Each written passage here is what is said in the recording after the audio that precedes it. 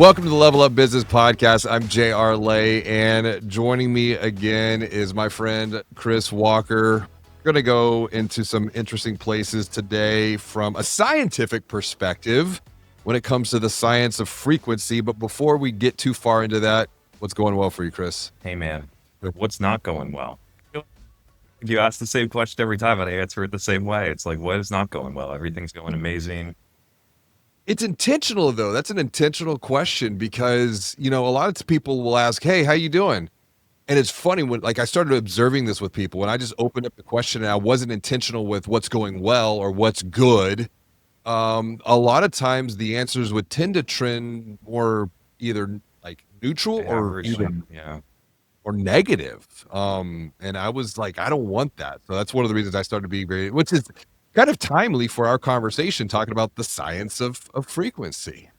Down to frequency training. Yeah. What is, the science of frequency? You've been doing a lot of studying here yourself. And since you were telling me about it, it got me really excited because it's like you feel this stuff, you see it and you sense it. And then it's like, okay, well, what's really happening? How can you measure? How can you quantify it? Yeah. So as I've felt this my whole life, I'm sure many people have felt. Sometimes you feel anxiety. Sometimes you feel stress. Sometimes you doubt yourself. Sometimes you have a voice in your head that's telling you you're not good enough or you're not smart enough or something like that. Like I know what all of that feels like. So I think we can all relate to those types of feelings. And as I've been getting, and then we've seen this process of frequency training work, not only for myself, but now consistently with more than 100 people. And we've gotten deeper into the science around it because it's very consistent. Like within 7 days, people feel this. Within 30 days, people feel this. Within 3 months, people feel this. So as we've started to reverse engineer the why and the how around how this works, it has been mind-blowing for me how much existing research is out there around all the mechanisms of why this works that explain why it works. And so first, I think might be important to just go a little bit just for frequency to just go in so people understand this, right? Because people hear the word frequency and they think, oh, this must be spiritual. This must be mystical. Like it sounds like Joe Dispenza, right? Like what people say sometimes. It's like, no, that's not really what we're talking about here. So to keep it real grounded, right? Our frequency is everything that happens inside of us before we do something. It is the composite, the combination of our identity, which is who we believe we are and what we're capable of. Our beliefs, our interpretations of how the world works that either expand or limit possibility, our emotions, our ability or inability to stay regulated and stay steady even when challenges arise, and our intentions, the direction and guidance behind our actions, what we're trying, the why behind our action. And so when we put it like that, it's like, oh, okay, like this feels invisible, but I have a belief around who I am. Everybody does. Everybody believes I'm an athlete. I'm someone who have to hold everything together. I don't have enough time to work out, right? Or I'm a top 1% athlete. So people have these beliefs about who they are and how the world works, and it's a part of the human experience. And so when we like that, we get to frequency training. And maybe before we get into that, we could get into why consider frequency training. So I'll pass it over to you to drive the conversation. Well, no, we're having a great conversation, and I wanted to come back and make a point. Like the idea of belief, you mentioned the athlete piece. It's funny because if my wife and I are out and about, people will come up and are y'all personal trainers? Y'all look really fit. Like I'm just a business athlete. Like that's a belief that I have, but it wasn't always that way because I knew that for me to reach the next level, I had to take care of my body. So it's kind of like I've never run a marathon before. This was like 10 years ago. And it's like, I'm a marathon runner. Like I started to envision these possibilities before they were even a thing. And then it was like, I didn't wake up and run a marathon one day. No, you talk about frequency training. Like, no, did the couch to 5K, and then I did a 10K, and then I did a half marathon, and then before you know it, I'm doing a full marathon. I was like, you work your way up, and I just didn't wake up and run a marathon because I probably would have, crashed out after, 3 or 4 miles. I was not conditioned there. So how does that analogy connect back to the frequency training So side of let's do an things? easy example for the listeners right here, right? So if you're listening and you go to the gym consistently, think about who you believe you are.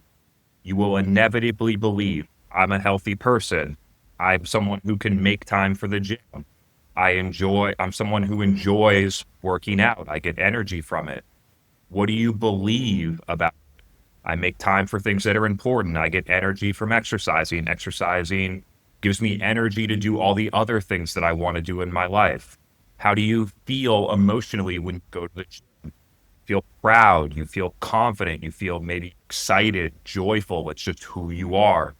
It is impossible to have a consistent fitness routine without having that part with it. And then to think about if you do not go to the gym consistently, think about who you believe you are. Think about what you believe about the gym. I can't make time for the gym. I'm too busy with work. That would take away from other things. Think about how you would feel if you went to the gym consistently. You would, this is draining. This is hard. I don't think I can do this.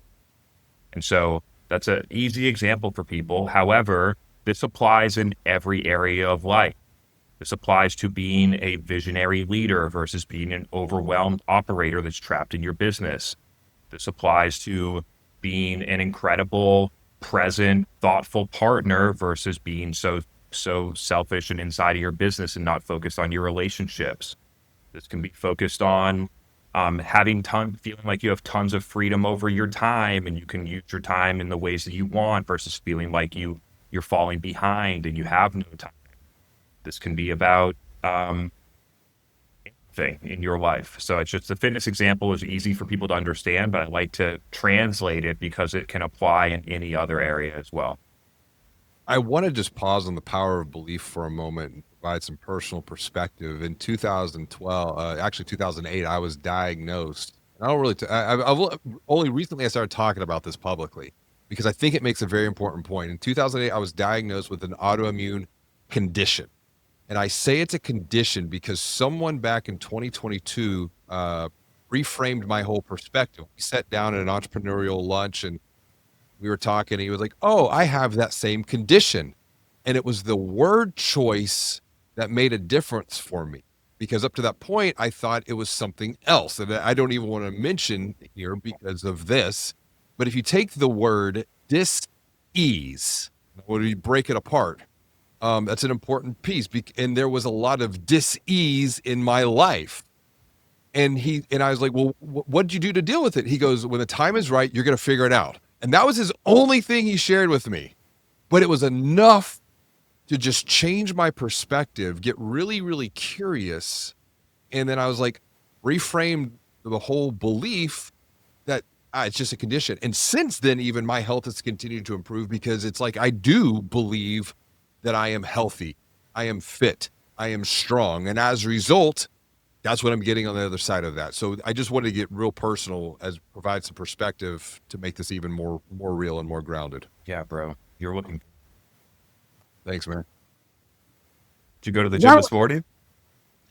No, it's gonna be this afternoon. But I tell you, and even then, it's like there are some days I don't get to the gym, but it's like I have a daily routine now. It's like if I can't get to the gym, I have some sort of physical movement because I know if I don't move, I'm not going to feel great. I know if I move, I'm going to feel amazing. So the point of belief, identity, frequency training, what how does this now connect back to the science? And do we want to go to the science route or do we want to just focus on the frequency training for more perspective before we get to the science of Let's cover the science. Let's cover the why, right? So Okay. like, okay, so why would somebody want even to even consider something like this, right? Mhm. There was a point in time where it was not common knowledge what the benefits of having a consistent fitness routine were. There Not was a that long. time. It wasn't that. No. And now everyone mostly buys into the belief that if I exercise, I'll feel healthier, I'll look better, I'll be more flexible, I'll have more energy. And it has been demonstrated through science that many of those things are true, right? But however, 100 years ago, many people probably didn't have that belief, right?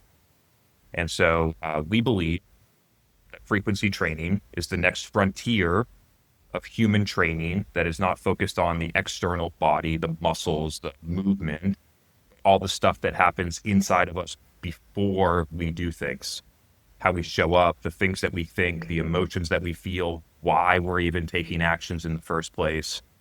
Um, and so that is where we're going.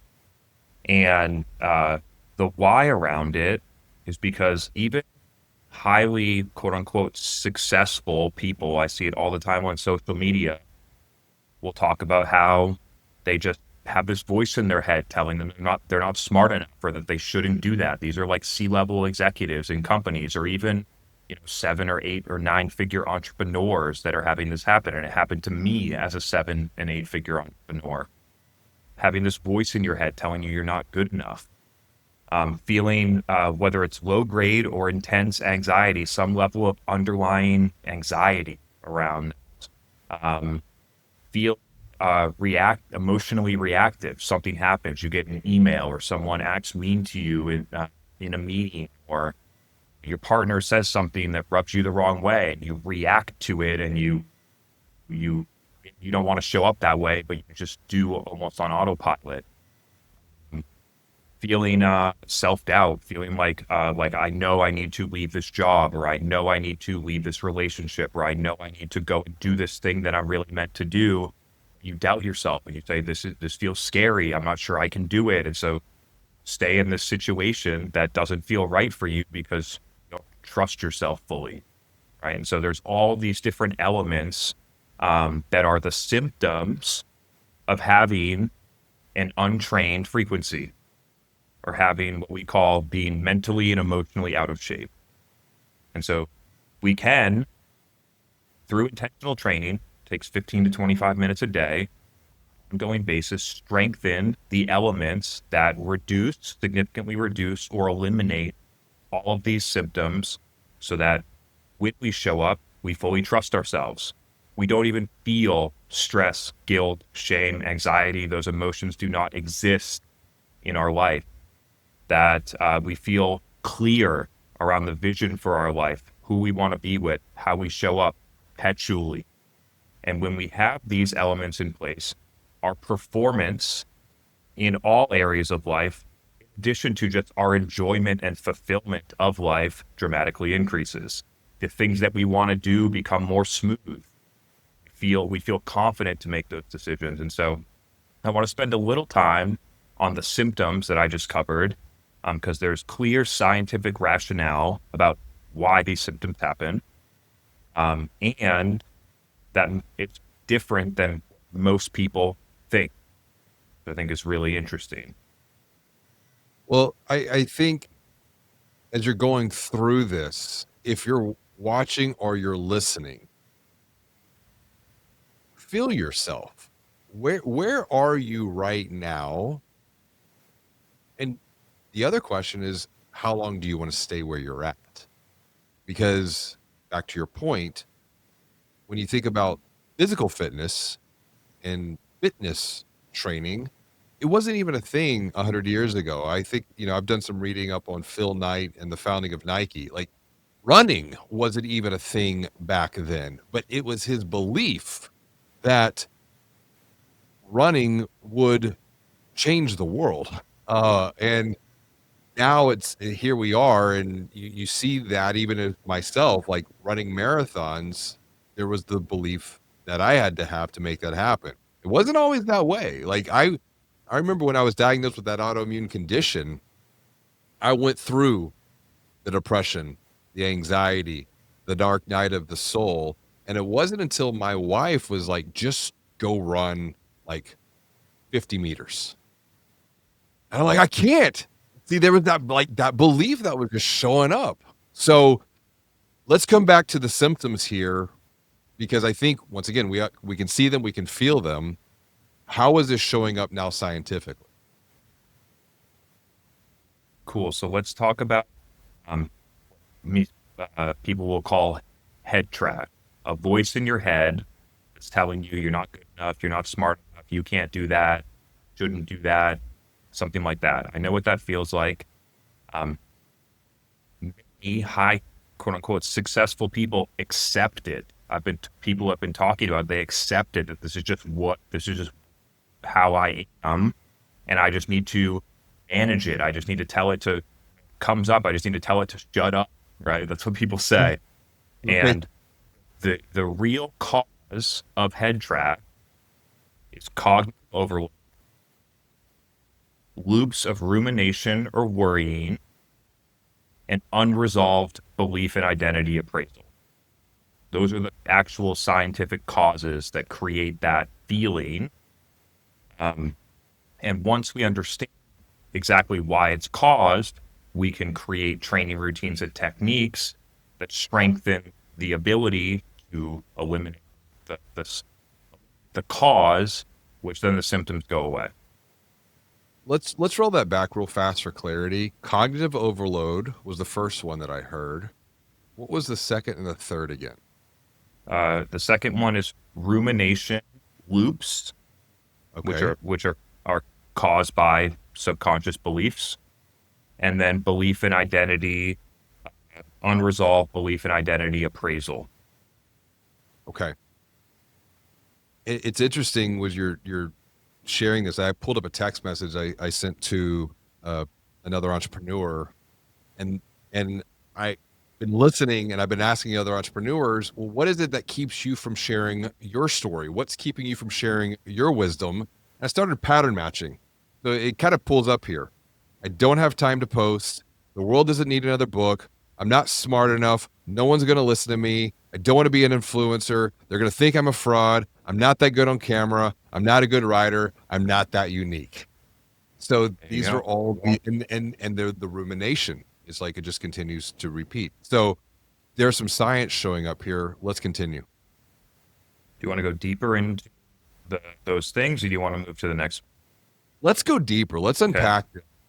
I think we're going to get a lot of real good perspective here, because once again, it's like I'm just trying to show some common examples in real time, what I'm hearing from other entrepreneurs as well. All the things that you mentioned are limited identity, limited views of self, or limiting beliefs. They're all they are.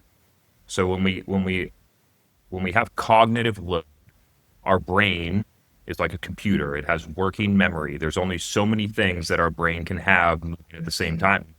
We do not offload things in our mind, then the memory gets so high that we feel unclear and it creates this feeling. And so when people do not get things out, typically through writing, so offloading decisions, offloading open things that you haven't decided on and different things like that. And then once you get all of that stuff out of working memory, boom, your brain like has all this space to do all these amazing things. So that's the process of cognitive offloading. We use a intentional handwriting process on a daily basis to offload these different things out of our head and onto paper. It's demonstrated pretty clearly that handwriting is by far the most effective, more effective than speaking, visualizing, typing. So we use an intentional handwriting process because of how it activates motor neurons in your brain. And then unresolved appraisal. This could be a story that repeats in your head about what happened in the past. Right? For instance, someone's looping for years that they got fired from their CEO job, which means that they're past their prime and they're a failure and different things like that. And when they do not reappraise that belief and story and then it loops, those loops will then create the symptom of head trash. You telling yourself a story around this. So that could be one example. Limiting beliefs and limited views of identity are also things that can be reappraised. And so those are the common. And then the last piece on rumination and worry loops is to build a practice of metacognition, to recognize that the reason that you're worried is because of your thought. The reason that you feel anxiety is because of what you're thinking. It's not happening for no reason. And through that level of what is called distancing yourself from your thoughts and emotion, creates a huge level of awareness and can break these rumination and worry. And so those are three scientific pillars that we intentionally break down in order to. I had head trash almost every day in 2019. Mm-hmm. Haven't had it for years, zero, right? And so I don't trying to help people realize, stop accepting it. It would just be like accepting that I'm 300 pounds and out of shape. There's a solution, right? You can work out. You can do this for these elements too. Well, I want to give an overlay to this. I think about in 2012, as that was a pinnacle turning point in my own personal journey. I had an advisor tell me if I wanted to level up as an entrepreneur, they're like, "You're gonna need to write a book." And I remembered vividly laughing, like, "Ha ha ha! What do I know?" Literally everything that everyone is telling me today, it's like I've been there, I've lived that. And it took time for me to change my belief of who not I that I was, not even who I am, but I am becoming or who I'm being called to become. And it's like I had to get out of my own head. And so unconsciously, subconsciously, I was doing a lot of journal writing over the years because it's like once I got it down on paper, I could see things far more clearly than just all these random things floating around in my head. And metacognition, gave me the opportunity to think about my thinking. So powerful. Within 2 or 3 days of doing that, people feel incredibly different on a day-to-day basis. Cool. Let's go to self-doubt. Okay. Self-doubt. People think, oh, I just need to be more confident. I just need to go and I just need to go and make 10 more calls. And then once I do it, then I'll be more confident. But the cause of self-doubt is actually low identity stability and low self-efficacy. Two core things. Self identity instability is having an unstable model of who am I? What do I do? And can I trust myself? When that is not stable, it creates self-doubt. And then self-efficacy is low self-efficacy is having the belief I can't do this. Right? Instead, I can do anything I set my mind to. If I want to do that, I'm someone who can learn to do those things. I can do, right? The combination of those two elements, not knowing exactly who you are and what, and not having a clear belief around who you are, that is the cause of self-doubt. And so we can intentionally train both of those elements through a process that we call clarity of self that happens on an ongoing basis that reinforces who we are and why we do things and what we do. And it's incredibly powerful. And as you start to see it, you realize I can do anything that I believe that I can do. I used to think I couldn't run a marathon, then boom, ran it. I used to think that I wasn't empathetic, and people say I'm the most empathetic person they've ever met. Nobody cares about what I have to say on social media. Post a ton and get tons of help a bunch of people that way. So, and then as you do that, you realize, oh, I have high self-efficacy. I can do whatever I want to do. The second part of self-doubt. This self-doubt perspective echoes something that I've been thinking and writing about myself and have published a couple of articles on the subject. Asking the question, have you forgotten that you're the author of your own life? And it's interesting when you're talking about the writing piece of this here yourself, you're literally like writing, journaling, perhaps even scripting or re-scripting your own personal story and narrative. Am I understanding this correctly from what you're sharing here? There is a portion that is scripting and narrative writing. But when we get into this part, the core driver is identity stability and intention stability. So who we are and why we do things. And Sounds like create stability through a repetitive daily training process.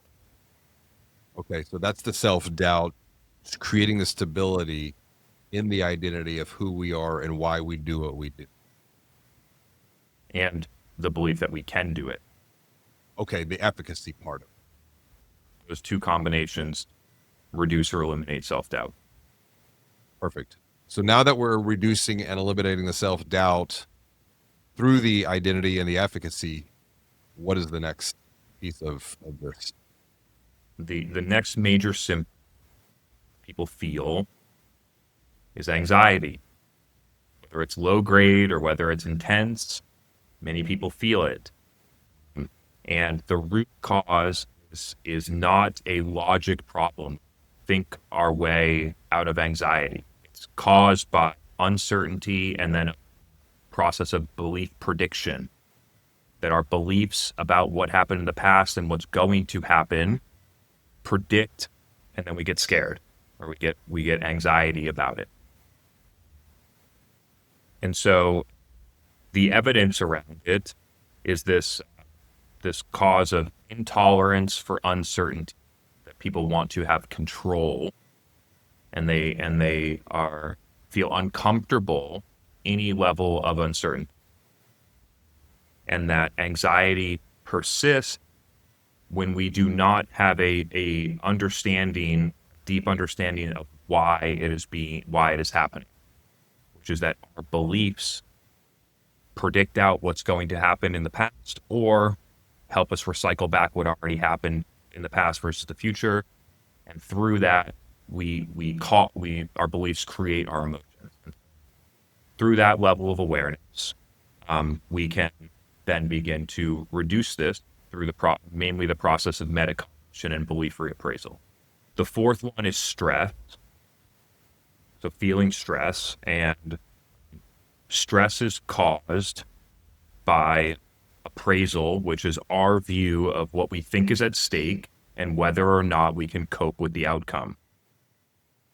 All driven through our belief about what is at stake and whether we can cope. So our beliefs of, if this happens, everything's going to fall apart, or I'll never be okay, or if that client leaves, then we're going to have to fire people and that's going to be terrible. And whatever you believe creates that level of what's at stake and can I cope with it, which then creates the stress. And so this level of shifting our beliefs can dramatically reduce or completely eliminate stress from our life. That would be reappraising beliefs of, instead of if this happens, everything's going to fall apart and I'll never be okay, to everything always works out for me. Gaining a new Very perspective. powerful one. And you can just say that. Like, I'm sure many people, it requires training, right? So it's not just like you say it once and then all of a sudden it's like, oh, everything's good. It requires intentional training. But just take a second, take a breath, and say the difference and see how you feel, right?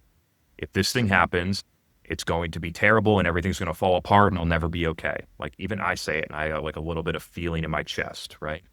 Mhm. And then you can say, everything always works out for me. The emotion that you feel, even subtly, is quite different. And when you fully believe it, it is wildly powerful. It shifts your emotions completely. But it's interesting because we're sharing the space here. When you said the other thing that I don't want to repeat, I actually felt that from you when you said the second, if this happens and it doesn't work out, everything always works out for me. I actually felt the lightness in my chest. That was just an interesting observation of even how what you're sharing is impacting me. And we're not even in the same room, but it's just through the same conversation here. Wild. So those are probably the most and I would say lack of clarity is an outcome is an overarching symptom outcome of those symptoms. If we feel stressed, we feel anxious, we don't. What else do we got? We feel self-doubt, things like that. The result is lack of clarity, lack of follow-through, uh, lack of creativity, lack of presence, and overall enjoyment and fulfillment in whatever we're doing. And so you can see how these things stack. They stack from like the cognitive emotive state up to symptoms that many people use medication for or accept or cope with or something like that. And then to the actual outcome, which is I don't follow through. I don't have a lot of energy. I'm not creative, right? Though, and then that is what hinders your performance and enjoyment of life. So now that we have an idea, we have a grounding of these are the symptoms, these are why it happens, these are the outcomes. They don't happen for no reason. Now we can start to get into, okay, so what do we do? Hey, it's JR, and I just wanted to take a minute to thank you for tuning into today's conversation. Before we get back to the show, I have a quick question for you. Are you a visionary entrepreneur who wants to elevate your brand and expand your influence to increase your impact? If this is you, you're the reason we're on a mission to amplify the voices of visionary entrepreneurs by unlocking their wisdom, sharing their stories, and publishing their books. So, when you are ready to level up your business and your life, send me a text to 832-240-1922. That's because I want to teach you how to amplify your voice so that your mission and message are seen, known, and heard by those who need your help the most. Now, let's get back to the conversation to continue to learn, to grow, to level up together. That was going to be my question. Like, what do we... So if you're watching or listening to this and you're like, okay, I have these symptoms, I am experiencing this. Now stick around, what you can do about it. We have developed a intentional and science-backed training routine that is typically repeated daily, but just like fitness, consistency and repetition is more important than perfection or intensity. And so there's an ongoing process that we use to resolve these symptoms at the root cause, why they're actually happening in the first place. And the process takes 15 or 25 minutes a day. It is a handwriting process. It starts with this level of awareness that many people do not have it. Most running subconsciously. And so through the encoded system, there's a lot of different prompts and assessments that you go through. And with that, it reflects back to you your main limiting beliefs that are holding you back, your main views of self that are holding you back from the goals that you want to achieve and the life you want to live, how that is driving your emotional state, and then mapping that to your ideal life vision at that time. And through that, we create a training plan. With that awareness, then we can train our identity, our beliefs, which then create different emotions, and we have different intentions. And then through that level, and we'll go through some of the research around it, we create a much more stable, clear view of who we are, what we do, why we do it, and that we can do it. And there are dozens, potentially hundreds of scientific studies that show our actions follow who we believe we are. Okay. That motivation and follow through are more consistent with actions that align with the identity that we believe we are. That our identity is not fixed. Our identity is actually just who we believe we are. It is not who we are. That actions taken that are misaligned with our identity feel draining, feel harder to do, and are much less likely to succeed. That when people see behaviors as part of their identity, that behavior eventually becomes automatic. So if you believe I'm a healthy person, then going to the gym, eating more cleanly, potentially cutting alcohol or tobacco or other things out of your life become a lot more easy, eventually, potentially automatic. Um, and so it sounds simple. It is. It actually is simple. Um, However, it is incredibly effective. And as I've been going through it, I've wondered to myself, why hasn't anyone else done this? I literally have thought that many times. It's like now that I understand it, it's like this feels so obvious. So yeah, that's part of my identity. We have a lot of different mechanisms that we use, but that one is related to identity. I want to come back to the point about you mentioned this is there are handwriting exercises, and I had to go back and look at some of the research that I did writing my second book, Banking on Change. And there was a study of the industry that we were in. We found that 47% of leaders in that industry had never journaled before. 34% journaled just a couple times a month. On the other hand, 9% journaled every day, and the other 9% a couple of times a week. So one of the questions I like to ask people, if there are feeling some of the symptoms before that we were talking about, the very first thing, do you have a journaling practice? And now you're taking this to another level with frequency training because, like you said, it's simple, but there's needs to be a system, a training methodology, and that's what you've developed here. Yes. And so journaling, however you learned it, whether it was from a course or a friend taught you or you, however you learned it, um, has benefits. The main benefit of it is cognitive offloading, meaning that we're offloading thoughts, which create more working memory. And that is a huge benefit. However, it does not resolve most of the other things that we talked about. It just creates one benefit, which is in a little bit of increased clarity and Yep. potentially more working memory. And so the way that I like to frame this is that having a unstructured journaling routine or a journaling routine is like doing 5-minute abs on your living room floor. It's that it's better than doing nothing.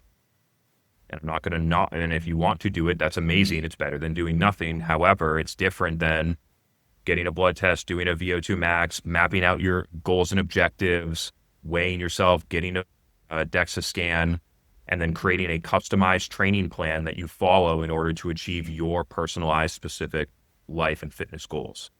Yep. And so that's the core difference here in the level of targeting and the breadth of what we're actually trying to achieve.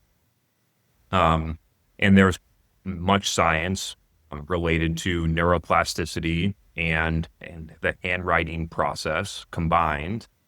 That handwriting is far more effective than typing, speaking, visualizing at recoding our neurons and our myelin in our brains. Our brains are malleable.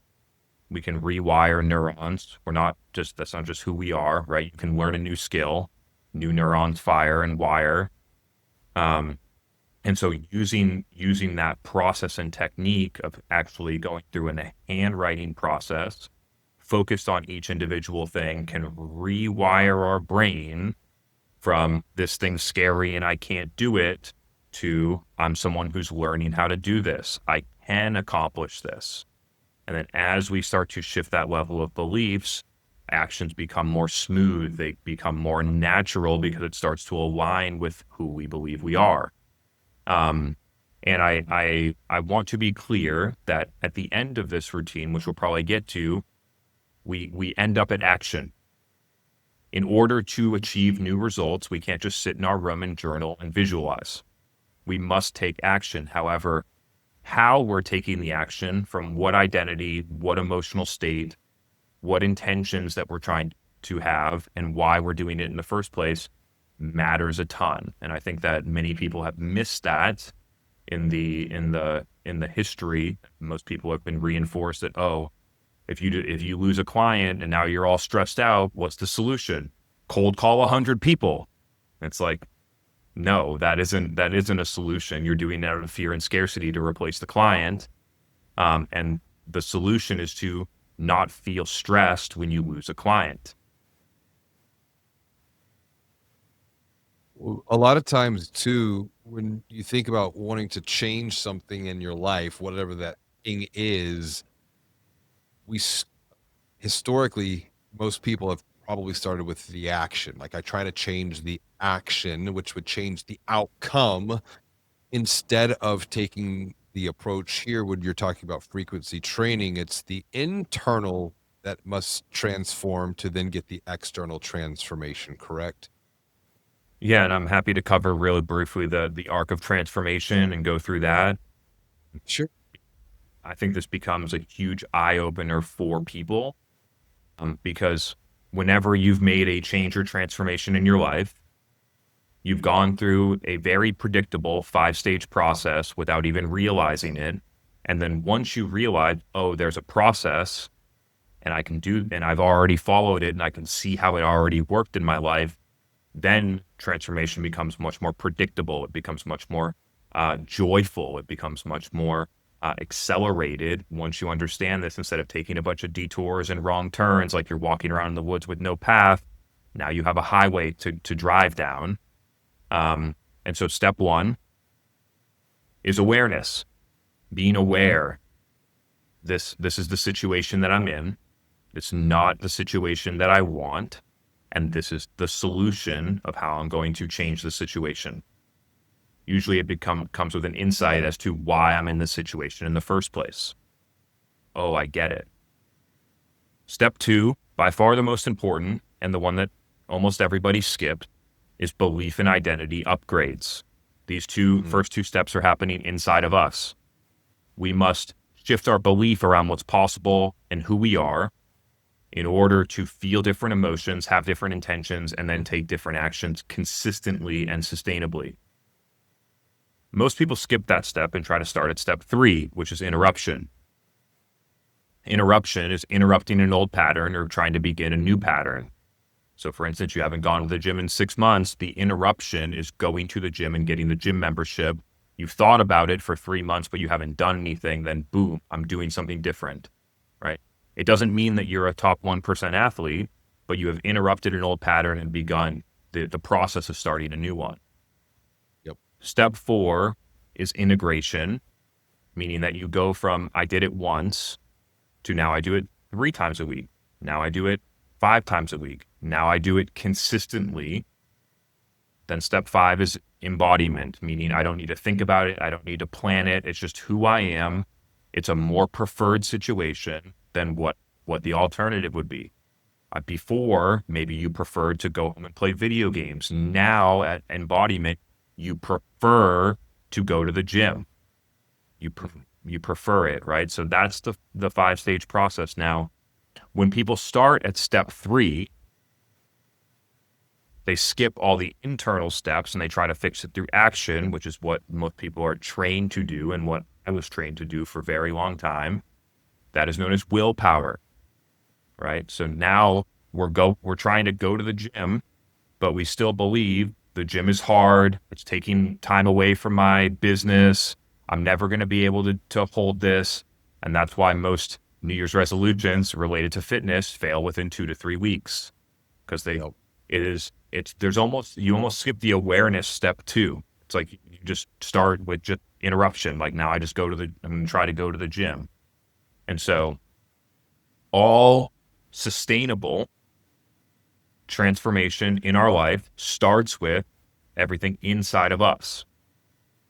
And those 2 internal steps allow us to take actions much more consistently and sustainably that create that long-term change instead of doing it for a couple of weeks inconsistently and then falling off. And that's why I'm glad you had this arc of human transformation, because if we skip the step 2 and we're only focused on the action I was talking about before, inevitably we might end up exactly where we started. Yeah, and we all know what that feels like. Yes. So where do we go from here to continue to progress through frequency training? So I think we should work through the science around, because there are several different training routines, just like there's yoga, Pilates, cardio, strength training. There's a lot of different routines that you can do inside of frequency training, but let's start with the core training routine that we do every morning. And let's go through all the different, it's a 5-stage process. So let's go through that. We went to stage 2, which was the identity, stability, and self-efficacy. So that's already happened. Step 1 is cognitive offloading. So some people would view that as the regular journaling routine where I just write for 2 pages about whatever's on my mind, right? So what we're doing there is offloading working memory. And as we continue to improve our ability in this, then we start getting into future scripting and narrative writing instead of offloading. So it's Right. much more about the things that are going to happen. If we put that into paper, it creates this level of clarity and it drives different actions. So those are the first 2 steps. The third step is known as empowering beliefs. This is not about who we are or what we're capable of. It's about how the world works, right? So for example, one person might believe if I let go, everything's going to fall apart. I tried to trust people and I just can't trust people. They always let me down. So I'm not going to delegate anything in my business, right? Someone else might believe delegation expands my impact. When I let go and I step up into a greater role, it creates space for other people to thrive and other people to grow. And when I do that, systems strengthen and people rise and my business accelerates. See, it's literally just an opposite belief, right? Right. And science has demonstrated over and over again that we can, that this concept of belief reappraisal, that we can reappraise and rewrite our beliefs around how the world works. We can also rewrite our beliefs about what happened to us in the past. So someone might loop that person, the CEO looping that they got fired, actually went through this process of belief reappraisal, and they wrote 6 pages and came up with 52 different things that were positive in their life that would have never happened if they didn't get fired from the CEO job. Yes. And that process of going from 2 years of looping that I'm past my prime to 1 30 to 60-minute process of saying, whoa, look at all these amazing things that happened. And through training, as we do it, you don't need to write it. It becomes automatic. And it goes from you're not looping about the past. You can see how everything's working for you in the present.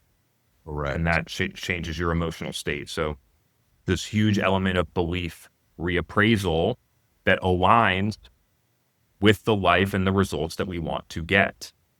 So that is step 3. There's plenty of science related to that. We can shift them. And when we shift them, our emotions change.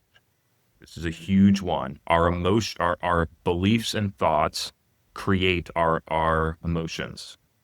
Yeah. And when we shift our beliefs, our emotions change. This is documented in plenty of different levels of science. And so through that repetition on a daily basis of re-encoding these level of beliefs, over time, we start to believe it. And it doesn't take long until we feel differently, right? So now we're starting to stack these things. Now I'm starting to believe more about what's possible for me and who I am. I'm starting to believe more expansive things about how the world works. I'm starting to feel more clear, more calm, less stressed, more regulated. Through those 2 processes, the processes of 2 and 3, we are also encoding our intentions. And so there is a difference between being, I'm a visionary entrepreneur who launches products to prove to people I'm successful.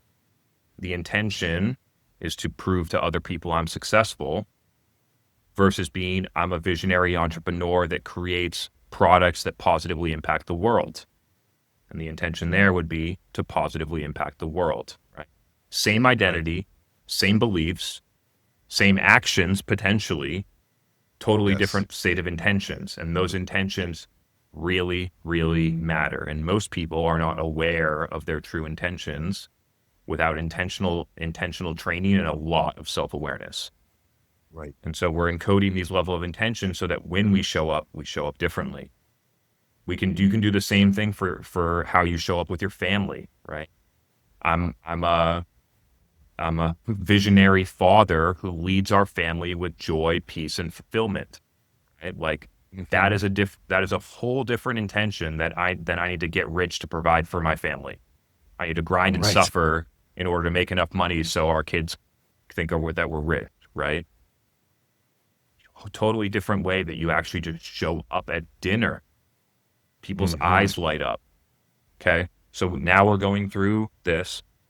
The fourth step is future scripting. So we're creating clarity around the things that we're going for in our life. And so those could be things like uh, my business evolves to a full vision and positively impacts millions of people.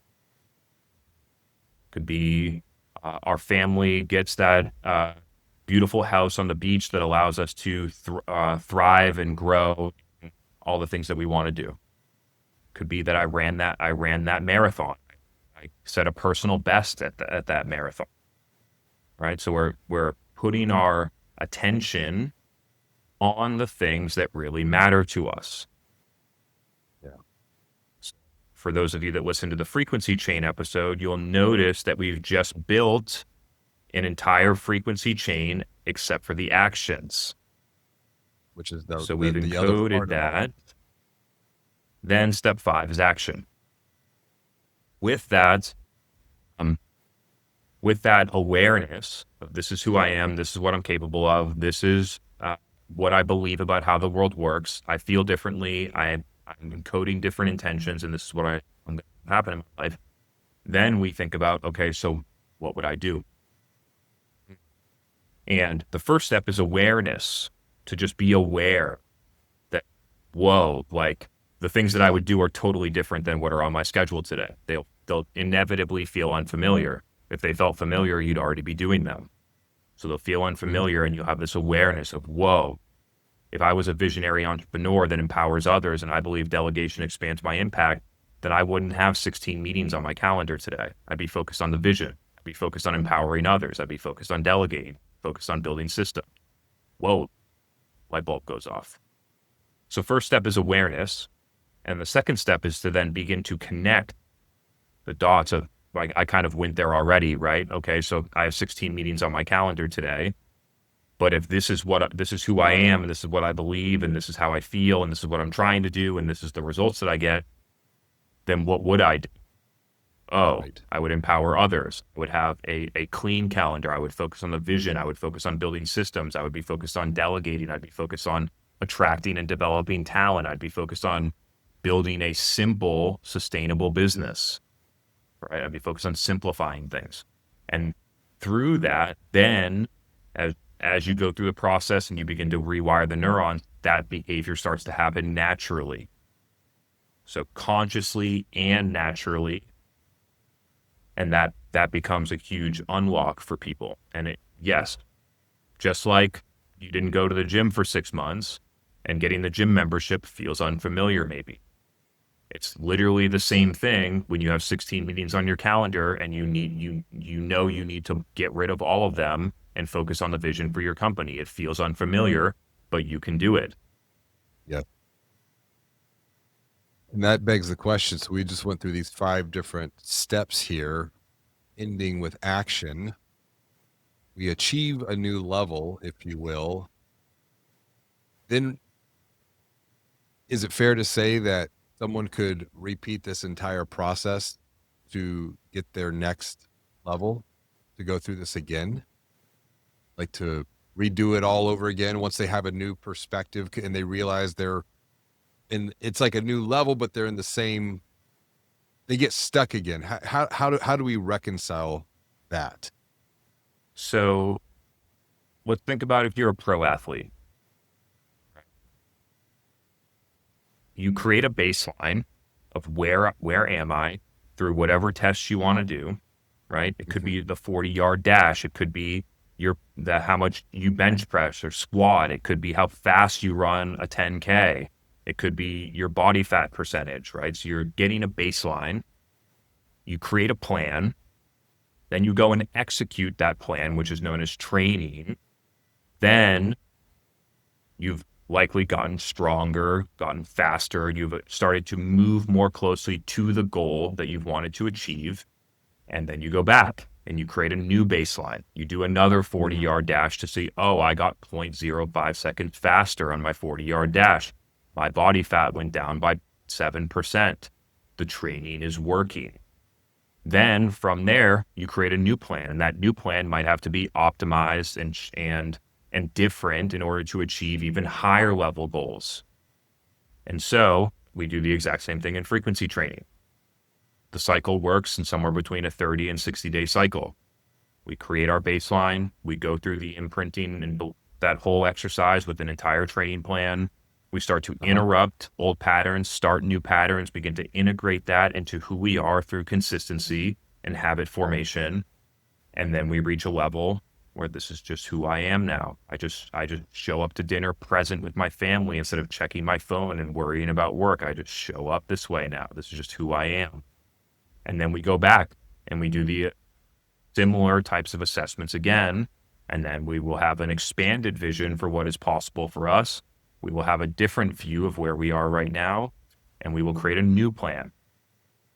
And through this, so for clarity, I've gone through 30 to 40 of these cycles in my life. Over the past 5 years, I've used to do it every 90 days. Now I do it every 30 to 45 days.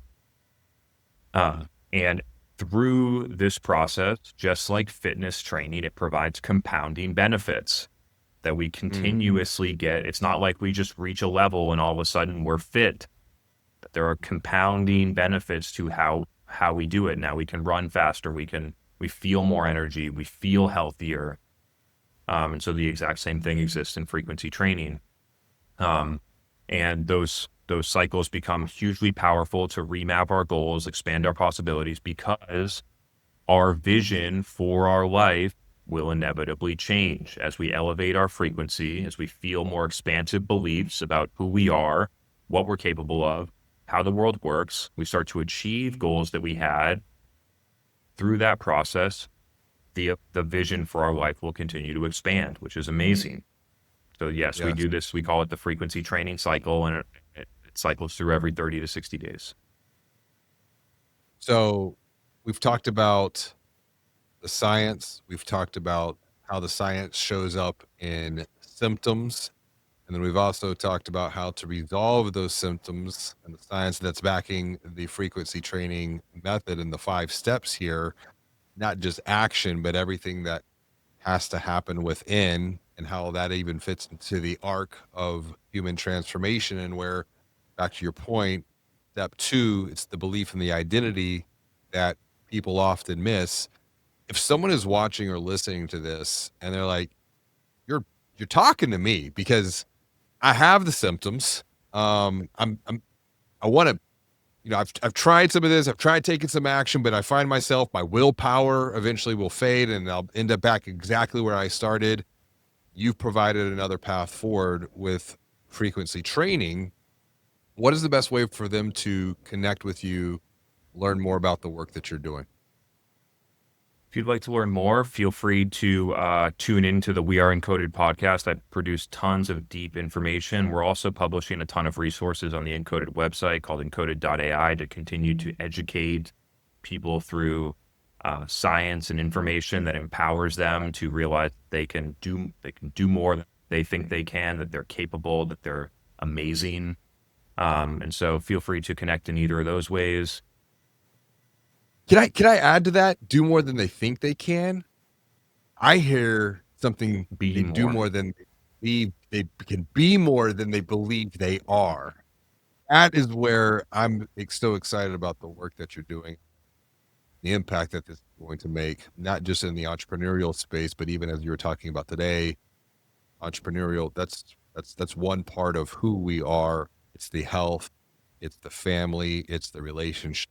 So You there's know who value. picks it up? The people that are having the most success so far are people that already have a consistent fitness routine, because it works just like fitness, all the same details. And so that's been interesting, because at first I thought, oh, successful entrepreneurs are going to use this, but it's actually successful entrepreneurs that already work out consistently, because it requires that level of discipline, the idea that there's no quick hack, that it's a compounding benefit, that we feel differently and we see improvements along the way.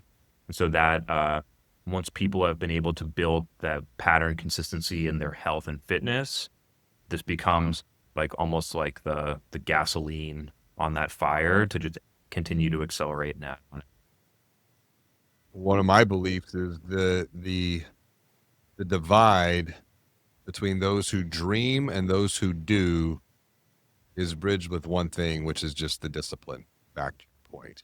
So those who are already disciplined to master the body would easily integrate to frequency training. So check out the podcast, check out the Encoded website for continued resources.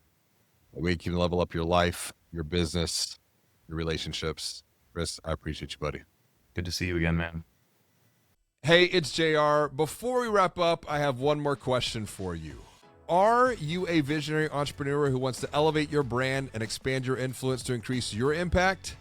If this is you, you're the reason we're on a mission to amplify the voices of visionary entrepreneurs by unlocking their wisdom, sharing their stories, and publishing their books. So, when you are ready to level up your business and your life, send me a text to 832-240-1922. That's because I want to teach you to amplify your voice so that your mission and message are seen, known, and heard by those who need your help the most.